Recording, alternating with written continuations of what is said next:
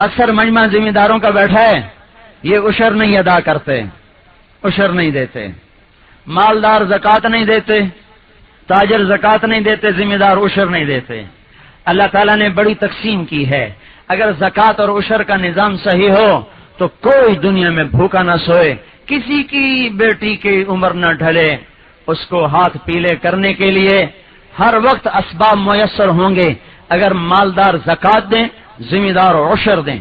زکوٰۃ 100 میں 2.5 روپے غریب کے ہیں، مالدار کے نہیں ہیں، اور 2.5 روپے دے دو 97.5 پاک ہو جائیں گے، اور یہ 2.5 نہ دیے تو یہ بھی سارے حرام ہو گئے۔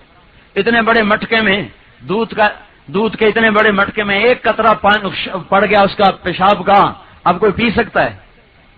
پی سکتا ہے کیا؟